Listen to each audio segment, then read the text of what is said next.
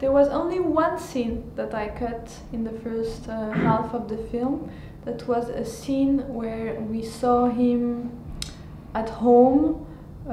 We saw that he had come back from the office earlier than usually, and he was in bed and he didn't want to eat. So we saw him being not well.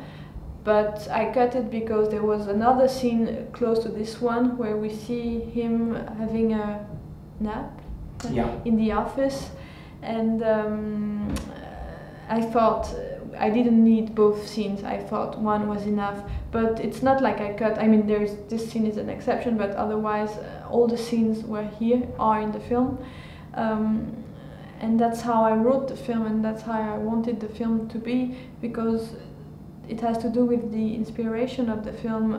When this producer died, it was totally unexpected, and it was a huge shock. So I saw no reason why it should be anticipated in my film when it was not anticipated in real life, and I just wanted it to be like in real life.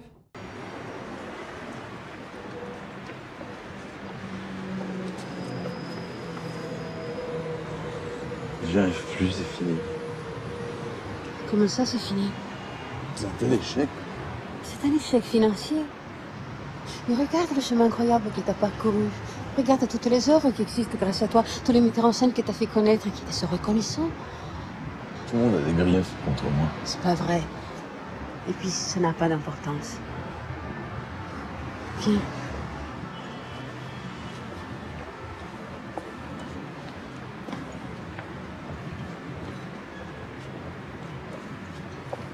How did your producer die?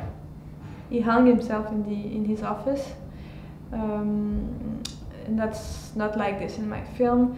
And that was it was an important point to me symbolically, that the death of my character in the film is different from the one in reality, because that was a way to say my film is fiction, even if it's inspired by real life.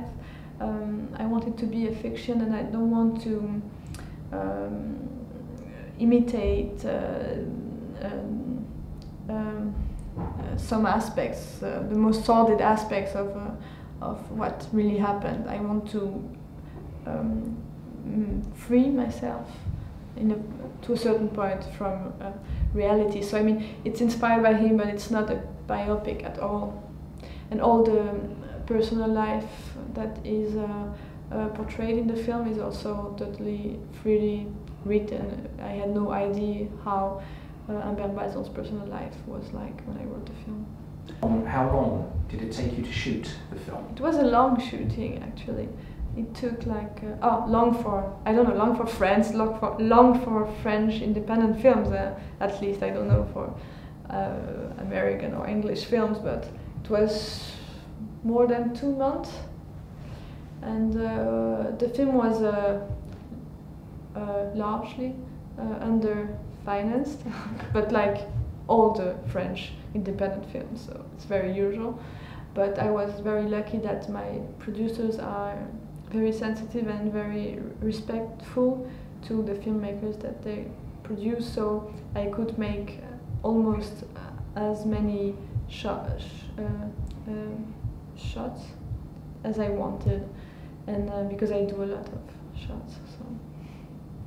And did that, sometimes frustrate your actors if you were asking them to do a lot of shots or takes? Were they quite happy to do that, or did they get a bit angry sometimes? No, I think they were quite happy about that, because most of the actors rather complain about the fact that cinema goes very quickly. I mean, in theater you can really work a lot and go really deep into a scene. Cinema, most of the films you make 3-4 shots, you say? Takes, thank you. 3 or 4 takes.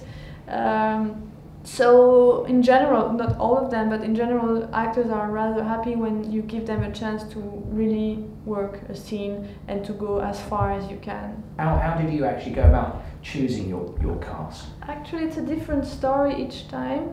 Guido de Langsin, the main actor, I chose him because I had seen him before in some theater pieces, and I knew he was a great actor, but I also thought he was the only one who could really be this producer, the only one who had the right charisma and specific presence for this part. And I just had to convince my producers and all the people who gave money for the film, because he was not famous at all. But actually it was not so hard to, because in France, well, you know, now a lot of people say it's impossible to make independent films when you don't use famous actors, but I think it's totally not true.